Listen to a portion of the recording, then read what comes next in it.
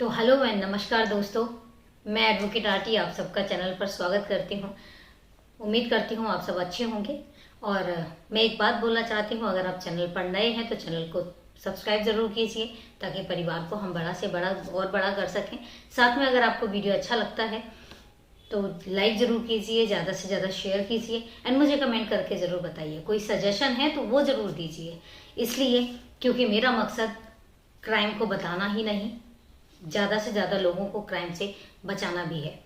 तो उम्मीद करती हूँ कि आप सब लोग ज़्यादा से ज़्यादा मुझे कमेंट करके ज़रूर बताएंगे। अब वीडियो के लास्ट में आप लोगों के लिए कुछ इंटरेस्टिंग होगा, इंटरेस्टिंग सा एक फैक्ट होगा, तो लगे बने रहिए वीडियो में। और आज की जो वारदात है, ये वारदात फिर वही है कि ना कह देने पर कितने कितने एक्सीडेंट होते हैं और कैसे कैसे लोग क्राइम कर जाते हैं। तो आज की जो वारदात है वो इसी पर बेस्ड है और इसी से एक ट्रू कहानी है। तो चलिए शुरू करते हैं। आज की जो ये कहानी है ये 17 अप्रैल 2019 की 17 अप्रैल 2019 की सुबह सुबह कानपुर में एक जगह है, बैरीपुर रिंग रोड है। वहाँ पर सिक्योरिटी गार्ड केपी सिंह अपने ड्यूटी पूरी करके और घर जा रहे थे, तभी उस रिंग रोड में एक जगह साइड पर उन्हें एक डेड बॉडी पड़ी हुई मिलती है। जब वो डेड बॉडी को देखते हैं तो वो चीख पड़ते हैं और चीखते हुए वो यहाँ वहाँ आवाज़ लगाते हैं। तो वहाँ पर बहुत सारे लोग इकट्ठा हो जाते हैं और लोगों के साथ साथ वो सबसे पहले एक काम करते हैं कि वहाँ पर जो उनका पुलिस थाना था, निकट पुलिस थाना, वहाँ पर वो 100 नंबर डायल करके और पुलिस को भी इन्फॉर्म कर देते हैं कि यहाँ पर रिंग रोड पे जीटी रोड जो है वहाँ पर एक डेड बॉडी पड़ी हुई है।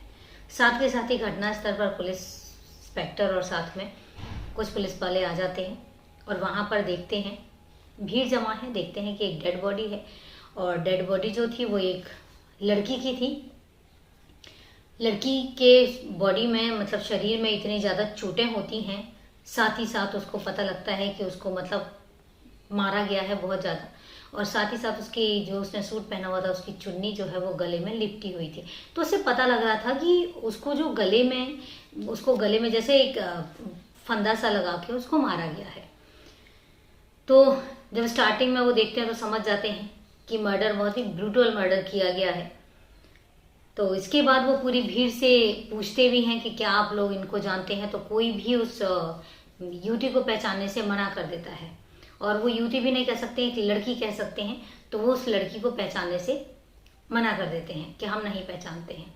लेकिन थोड़ी ही देर होती है कि उस भीड़ में से एक आदमी जो है वो वहाँ से निकल के आता है और निकल के आने के बाद वो थोड़ी देर के लिए उस लड़की को देखता रहता है और देखने के बाद एकदम से चीख पड़ता है और चीख पड़ने के बाद रोते रोते कहता है कि ये तो मेरी भतीजी है, मेरे भाई राकेश की बेटी, और इसका नाम अन्नपूर्णा है।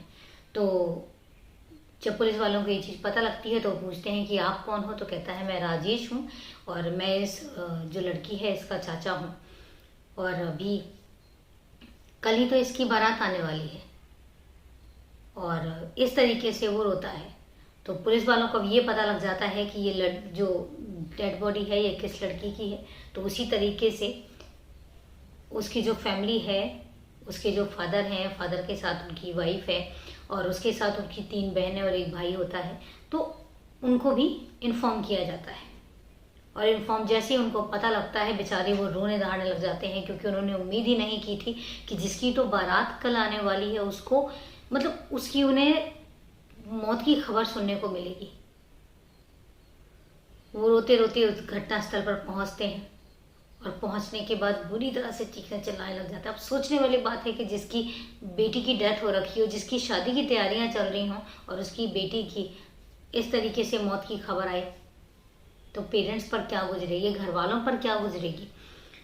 तो बेचारे रोते बिलखते तब पुलिस वाले पूछते हैं कि आखिर आपको पता नहीं चला आपकी बेटी की मतलब सुबह सुबह यहाँ पे डेड बॉडी मिली है। तो वो कहते सरकार हमारी जो बेटी है वो 9 बजे से घर पे नहीं थी, तो हमें लगा कि जो पड़ोस में उसकी बुआ रहती है तो वो बुआ के यहाँ सोने चली गई होगी, तो इसलिए हमने भी ज़्यादा टेंशन नहीं ली, क्योंकि कई बार वो अपनी बुआ के यहाँ चली जाया करती थी। तो पुलिस वालों ने जब स्टार्टिंग मैं देखा तो उनके लिए भी नॉर्मल लगा, लेकिन फिर उन्होंने क्या किया, उन्होंने पेरेंट्स को बोला कि आप एक काम करिए, आप रिपोर्ट करवाइए। तो पेरेंट्स ने रिपोर्ट करवाने से और नामजद रिपोर्ट करवाने से मना कर दिया। उन्होंने पूछा भी पुलिस वालों ने कि क्या आपकी किसी से कोई दुश्मनी है, तो कहते नहीं साहब, हमारी तो किसी से कोई दुश्मनी नहीं है। तो वहाँ पर पुलिस इंस्पेक्टर उनको चाटते हैं कि अगर किसी से कोई दुश्मनी नहीं है और कुछ भी प्रॉब्लम नहीं है तो आपकी बेटी को यहाँ पर कौन मार के जा सकता है। जब वो रिपोर्ट करवाने के लिए कहते हैं तो रिपोर्ट वो करने से मना कर देते हैं। जब वो रिपोर्ट लिखवाने से मना कर देते हैं नामजद, तो फिर पुलिस वाले कहते हैं कि मुझे ऐसे लगता है कि ये ऑनर किलिंग का मामला है और आपने ही अपनी बेटी को मारा होगा। या तो हो सकता है कि उसका कोई बॉयफ्रेंड हो, वो शादी के लिए मना कर रही हो, तब आपने ज़बरदस्ती उसको प्रेशर में आके और उसके साथ लड़ाई झगड़ा हुआ हो और आपने उसको मार दिया हो, तो इसलिए तो आप रिपोर्ट नहीं करवा रहे हैं। तो जब इस तरीके से बात होती है तो वो जो बेचारा फादर होता है, फादर कहता है सरकार, हमारी तो कल बेटी की बारात आने वाली थी, तो हम अपनी बेटी को कैसे मारेंगे, हम तो शादी की तैयारियों में थे और मैं तो मार्केट गया हुआ था अपनी वाइफ के साथ, शादी की खरीदारी में लगा हुआ था। जब मैं वापस आया तो मेरी बेटी जो है वो घर पर नहीं थी, तो मुझे लगा कि हो सकता है मेरी बेटी जो है वो मेरी बहन के पास रात में सोने के लिए चली गई हो, क्योंकि 2 दिन में विदाई थी, तो हम भी बेटी को बड़े लाड़ प्यार से रखते हैं और ये होता भी है। तो उसके बाद जब पुलिस वाले उनको डांटते हैं तो वो फिर रिपोर्ट करवाने के लिए हाँ कह देते हैं। और उसके बाद वो कहते हैं लेकिन हम नाम लेके रिपोर्ट नहीं करवा सकते क्योंकि हमें भी नहीं पता हमारी बेटी को किसने मारा है। अब पुलिस वाले यहाँ पर इन्वेस्टिगेशन शुरू करते हैं, तो धीरे धीरे पता लगता है कि ये जो अन्नपूर्णा है, अन्नपूर्णा एक ट्रांसपोर्टर है, हरिओम। इसने इंटरमीडिएट की पढ़ाई कंप्लीट करी थी, उसके बाद ये हरिओम के यहाँ पर नौकरी पर लग जाती है। क्योंकि वहाँ पर नौकरी इसलिए लगती है क्योंकि इसकी जो बड़ी बहन होती है प्रियंका, पहले वो हरिओम के पास जॉब कर रही थी और उसके बाद जब उसकी शादी हो जाती है प्रियंका की, तो वो अपनी जगह पे अपनी बहन को, अन्नपूर्णा को जॉब पर लगा देती है। तो वहाँ पर ये जॉब कर रही होती है।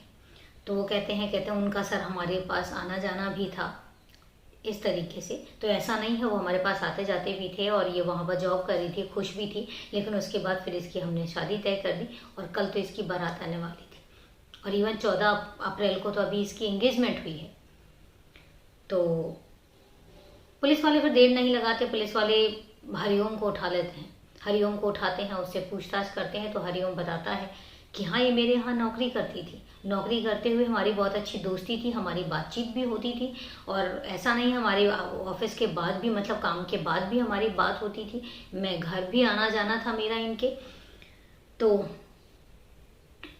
और मतलब ऐसा नहीं, हमारे जस्ट फैमिली रिलेशन थे। लेकिन जब पुलिस ज़्यादा जोर देती है तो वो बताता है कि मेरे और इसके बीच में, हमारे बीच में रिलेशन भी थे और उसके बाद मैंने कई बार इसकी पैसों से भी मदद की है और मेरा मतलब कोई रोक टोक ना कर सके घर पे आने जाने के लिए, तो मैंने, ऐसा नहीं है, मैंने इनके पेरेंट्स को भी फाइनेंशियली मदद भी की है।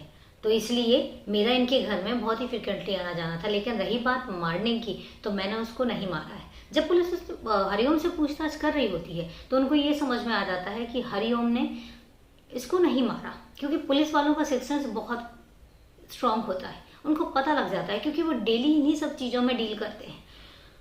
तो उनको समझ में आ जाता है कि हरिओम का इसमें हाथ नहीं है, तो वो हरिओम को छोड़ देते हैं। लेकिन उसको एक हिदायत देते हैं कि शहर छोड़ने से पहले या शहर के बाहर जाने से पहले हमें इन्फॉर्म करके जाना और अदरवाइज आप शहर के अंदर ही रहना। तो वो चला जाता है। उसके बाद पुलिस को फिर से डाउट होता है कि ये ऑनर किलिंग का मैटर तो नहीं है, ये कहीं हरिओम के साथ उनके रिलेशन का पता लग गया हो, वो मना कर रहे हो और अन्नपूर्णा जो है वो ना मान रही हो, इस करके हो सकता है। क्योंकि बहुत नॉर्मल सी बात होती है आजकल हमारी सोसाइटी में, ऑनर किलिंग बहुत नॉर्मल सी बात हो गई है। तो पुलिस वाले फिर से घर वालों को बुलाते हैं और घर वालों को फिर से दबाव देते हैं कि ना हो तो आपने ही वो किया है, क्या बोलते हैं, मर्डर किया है। तो वो फिर कहते हैं कि नहीं साहब, हम मानते हैं। और यहाँ पर एक चीज़ और भी होती है, उसका फ़ोन वहाँ पर स्पॉट पे नहीं होता। तो जब फ़ोन स्पॉट पे नहीं होता तो उनको डाउट होता है, वो कहते हैं इनका इसका फ़ोन कहाँ है। जब इसके फ़ोन की बात होती है तो घर वाले कहते हैं हमें नहीं पता। लेकिन वहीं पर जब पेरेंट्स को और सिस्टर्स को, ब्रदर को अलग अलग बिठा के पूछा जाता है तो पता चल जाता है कि जो फ़ोन है वो उसके जो फादर राकेश हैं और उनकी जो वाइफ है शिव देवी, उनके पास ही है। तो जब पुलिस फ़ोन बरामद करती है, और फ़ोन बरामद एक एक नहीं, फ़ोन 3 बरामद करती है, तो पुलिस वालों को स्ट्रांगली डाउट हो जाता है कि ये पक्का ये तो ऑनर किलिंग का ही मैटर है। तो वो जब उसकी कॉल डिटेल निकलवाते हैं, सारा CDR निकलता है, तो उसमें 2 लोगों के नंबर जो है बहुत स्ट्रांगली निकलते हैं। एक तो हरिओम का और दूसरा एक सोनू करके लड़का होता है। तो अब हरिओम से तो वो पूछताछ कर चुके होते हैं, और उसके बाद फिर वो बुलाते हैं सोनू को। जब सोनू को बुलाते हैं तो सोनू से पूछताछ होती है। तो सोनू वहाँ पर बड़ी सफाई से झूठ बोल जाता है कि सर मुझे नहीं पता है, और मतलब मुझे नहीं पता कि उसको किसने मारा है। हाँ, मेरा उसके साथ रिलेशन होता है, मेरी वो गर्लफ्रेंड होती है। तो इसके बाद में सोनू को भी वो छोड़ देते हैं, क्योंकि उन्हें कोई स्ट्रांगली प्रूफ नहीं मिलता।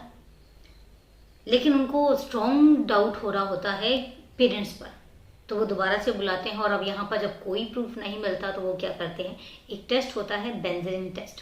उससे क्या होता है, उससे 1 महीने तक के अगर कोई खून के अगर धब्बे हैं बॉडी पर या हाथों में कुछ भी है, तो वो एक टेस्ट ऐसा होता है जो 1 मंथ तक के अगर धब्बे, दाग धब्बे वगैरह हैं तो वो पता लग जाते हैं। और यहाँ पर उसकी जो डेथ थी वो तो सिर्फ 1 हफ्ते पहले हुई थी, तो वो टेस्ट के लिए भेज देते हैं। जब टेस्ट की रिपोर्ट आती है तो वो पॉजिटिव आती है, मतलब जो घर वाले हैं, घर वालों के साथ बहनों की भी हाथों में जो है वो खून लगा होता है, खून के धब्बे होने के रिपोर्ट आ जाती है।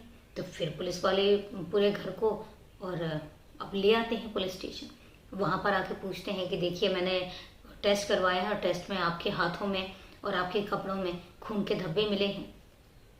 तो यहाँ पर फादर कहता है कि हो सकता है सब मिले हो, क्योंकि जिस समय पर मैंने अपनी बेटी को देखा था उस समय पर मैंने अपनी बेटी को अपनी गोदी में भी उठाया है, तो हो सकता है मेरे उसमें लग गए। और रही बात मेरे घर वालों के उसमें, तो मेरी बहनें, मेरी जो वाइफ है, जो मेरी बेटियां और मेरी जो वाइफ है, वो उससे गले लग लग के उधर उसको हाथ लगा लगा के उसके साथ वो रो रहे थे बेचारे।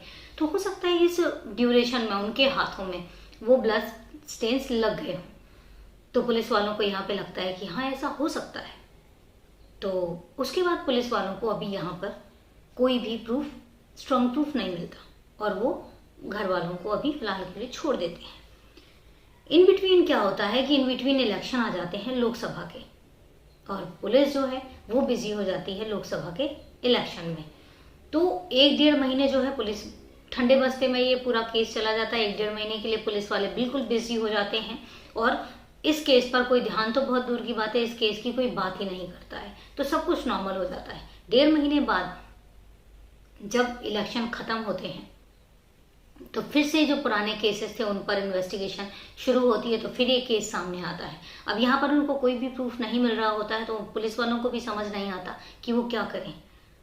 तो वो क्या करते हैं कि वो अपने जो खुफिया लोग होते हैं, उनकी जो इन्फॉर्मर होते हैं, जो उनके लिए जो मुखबिर बोलते हैं जिनको, तो उनको फिर वो काम सौंप देते हैं कि तुम लोग चलो पता करो।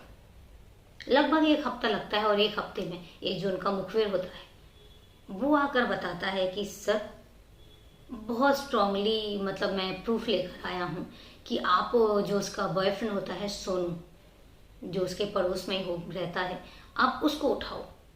जब आप उसको उठाओगे तो आपको पता चल जाएगा, क्योंकि मर्डर 110% उसी ने किया है। इतनी बात होती है, पुलिस वाले जो है वो सोनू को उठा लेते हैं। जब सोनू को उठाते हैं, और सोनू के साथ साथ मुखबिर ये भी बताता है कि सोनू के साथ साथ उसके 2 दोस्त भी होते हैं, जो आसपास के एरिया में होते हैं, उसके बहुत अच्छे दोस्त होते हैं, उनका भी हाथ है। मतलब इन 3 लोगों का हाथ है, और 3 लोगों ने मिलकर उसका मर्डर किया है। अब पुलिस वाले क्या करते हैं, सोनू को तो थोड़ा साइलेंटली अभी डायरेक्ट नहीं उठाते हैं, क्या करते हैं सीधा उनके 2 दोस्तों को उठाते हैं। जब 2 दोस्तों को उठाते हैं और दोस्तों पर प्रेशर डालते हैं, जब पुलिस अच्छे से पूछताछ करती है तो दोनों दोस्त जो हैं वो खुल जाते हैं और सीधा कहते हैं कि साहब हमने मर्डर नहीं किया, हमने सिर्फ और सिर्फ सोनू की मदद की है, हमने मर्डर नहीं किया, मर्डर सिर्फ और सिर्फ सोनू ने किया है। इतनी बात सुननी होती है कि पुलिस वाले जाके सोनू को अरेस्ट करते हैं, और जब सोनू को अरेस्ट करते हैं और सोनू पुलिस स्टेशन में आता है तो उन दो दोस्तों को सामने देखकर वो समझ जाता है सारी कहानी, और उसके बाद जब उसको बिठाया जाता है तो फिर वो सारी कहानी बताता है। वो बताता है कि एक समय की बात है, उसने क्या बोलते हैं, जो अन्नपूर्णा है, अन्नपूर्णा अपने घर से बाजार जाने के लिए तैयार होती है, और जब वो निकलती है तो सोनू उसको देखता रह जाता है। इससे पहले भी ऐसा नहीं है कि इससे पहले उसने कभी अन्नपूर्णा को नहीं देखा, लेकिन उस दिन ऐसा हुआ कि उस दिन इसको वो अन्नपूर्णा बहुत सुंदर लगी, तो उसके बाद इसको देखता रह गया। उसके बाद हर बार यही होता था, क्योंकि वो पड़ोस में ही रहते थे, और सोनू जो है वो थोड़ा सा दबदबे वाला इंसान होता है, रौब से रहता है, ठाठबाट से रहता है, थोड़ा सा रोबीला इंसान होता है। और जो ये दो दोस्त होते हैं, इन दोस्तों की भी उसने मदद की होती है, तो ये दोस्त भी उसके दोस्त ना कह के ये कह सकते हैं कि चेले टाइप के कहा जा सकता है। तो उसके बाद धीरे धीरे वो दोनों मिलते रहते हैं। मिलने के बाद इनके बीच में आपस में हल्का फुल्का बातचीत शुरू होती है, नंबर एक्सचेंज होते हैं। नंबर एक्सचेंज शुरू होने के बाद फिर सोनू की उसके साथ फ्रेंडशिप हो जाती है, और फ्रेंडशिप होने के बाद इनका अफेयर हो जाता है काफ़ी। ये जब ऑफिस से वो फ्री होती है, ऑफिस से फ्री होने के बाद में ये दोनों घूमने चले जाते हैं। इस बात की जो खबर है ये लग जाती है हरिओम को। तो हरिओम पहले तो अन्नपूर्णा को भी डांटता है, अन्नपूर्णा को भी बोलता है, और उसके बाद चूंकि उसके घर पे भी आना जाना था तो हरिओम उनके पिताजी को कहता है कि ऐसे ऐसे करके आपकी लड़की जो है वो हाथ से निकल रही है, तो इसके लिए एक काम करो, रिश्ता देखो और शादी कर दो। रही बात पैसों की, तो पैसों की मदद मैं कर दूंगा आपकी। तो वो तैयार हो जाते हैं और वो पास के ही गांव में जो अन्नपूर्णा है, अन्नपूर्णा की शादी फिक्स कर देते हैं। जब शादी फिक्स होती है तो 14 अप्रैल को उसकी एंगेजमेंट होती है। अब सोनू को जब ये बात पता लगती है कि अन्नपूर्णा की शादी फिक्स हो गई है तो वो उस पर प्रेशर डालता है कि तुम शादी को तोड़ दो। अन्नपूर्णा शादी तोड़ने से मना कर देती है, और यहाँ पर वो सोनू से मिलने को अवॉइड करने लग जाती है, कतराने लग जाती है, वो जितना हो सके उतना वो दूर रहने लग जाती है। तो सोनू बहुत कोशिश करता है कि वो अन्नपूर्णा से मिले और अन्नपूर्णा को प्रेशराइज करे कि तू शादी तोड़ दे, शादी के लिए हाँ मत कर। लेकिन अन्नपूर्णा जो है वो उससे मिलने के लिए मना कर देती है। जिस दिन उसकी एंगेजमेंट होती है उस दिन भी सोनू बहुत कोशिश करता है, मदद करने के बहाने वो उसके घर पे जाता है और कोशिश करता है कि अन्नपूर्णा से मिले। लेकिन अन्नपूर्णा जैसे ही सोनू को देखती है तो वो साइड हो जाती है और अपने ऐसी जगह पर बिजी रह जाती है कि ताकि सोनू उस तक पहुंच ही ना सके। तो वो जितना हो सके वो उतना उसको इग्नोर करती है। अब सोनू से ये बात बर्दाश्त नहीं होती। सोनू को लगता है कि इसने तो मेरा यूज किया है, क्योंकि सोनू के पैसों की मदद से सोनू ने बहुत महंगे महंगे गिफ्ट भी दिए होते हैं, ज्वेलरी भी बनाई होती है, बैंक बैलेंस भी बनाया था। तो अन्नपूर्णा ने बहुत अच्छा खासा बैंक बैलेंस और बहुत ज्वेलरी भी इकट्ठी कर ली होती है सोनू के उस गिफ्ट और उन पैसों की मदद से। तो सोनू को लगता है कि अरे मेरा तो इसने उपयोग किया है, तो इस वजह से वो खुन्नस में आ जाता है। और उसके बाद वो डिसाइड करता है कि मैं इसको फाइनली सबक जरूर सिखाऊंगा। तो शादी से जस्ट एक दिन पहले वो घर से बाजार के लिए जा रही होती है, तो वो अपने दोस्तों को तैयार करता है और दोनों दोस्त जो हैं वो उसके पास जाते हैं और उससे मिलते हैं और उससे कहते हैं कि तुम एक बार सोनू से बात कर लो। लेकिन अन्नपूर्णा बात करने से मना कर देती है, पर फिर भी वो हल्का फुल्का ब्लैकमेल करके उससे बोलते हैं कि तुम एक बार बात तो कर लो।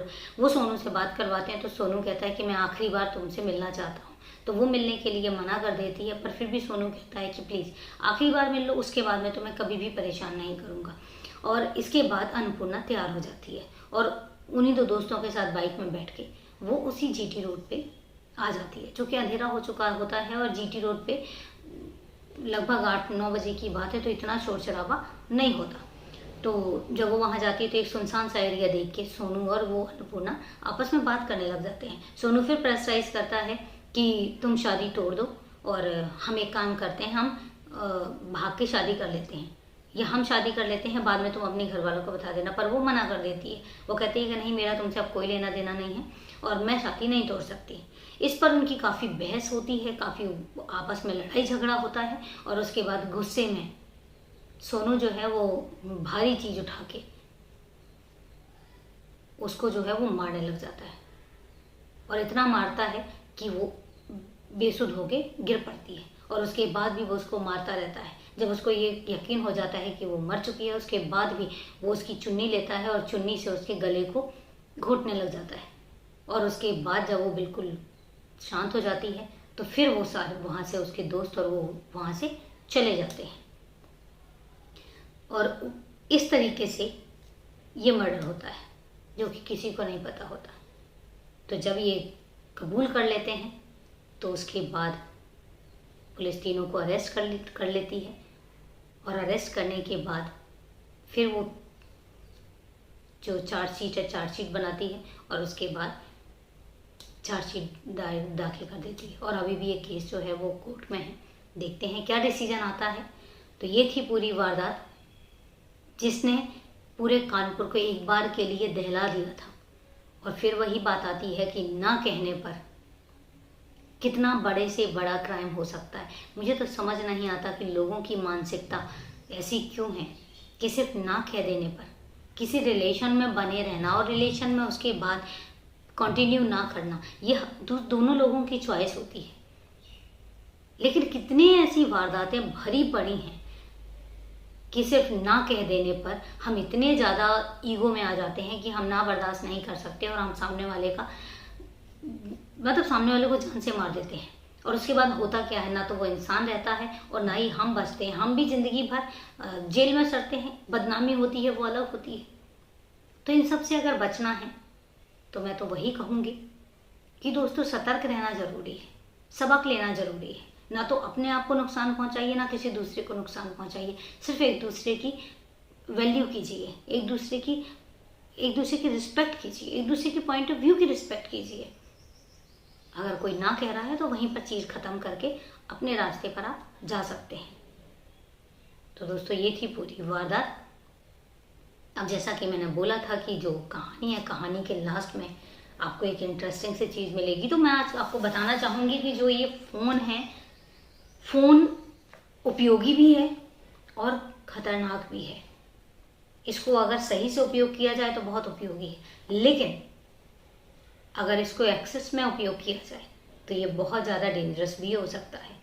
आप जो हेडफोन लगाते हैं, मैं आपको एक हेडफोन से जुड़ी हुई बहुत ही फैक्ट बताने जा रही हूँ कि अगर आप हेडफोन अपने कानों में 1 घंटे के लिए लगा कर रखते हैं तो ये आपके कानों के अंदर जो बैक्टीरिया इंक्रीज करने की स्पीड है वो 700 टाइम्स बढ़ा देता है। 700 टाइम्स आपके कानों में बैक्टीरिया जो है वो इंक्रीज हो जाते हैं। तो दोस्तों मैं यही कहूँगी कि जितना हो सके आप इन सब चीज़ों से बच के रहिए, उपयोग कीजिए, दुरुपयोग मत कीजिए। जब आपको लगने लग जाए कि एक्सेस हो रहा है तो आप इसको बंद कीजिए। तो दोस्तों अगर आपके भी कोई ऐसे फैक्ट हैं, आप भी कुछ बताना चाहते हैं तो कमेंट में ज़रूर मुझे लिखिए। मैं आपके कमेंट जो है वीडियो के आखिरी में पढ़कर ज़रूर सुनाऊंगी। मुझे भी अच्छा लगेगा, आपको भी अच्छा लगेगा। तो चलिए दोस्तों मिलते हैं फिर अगली कहानी में एक नई वारदात के साथ। तब तक नमस्कार।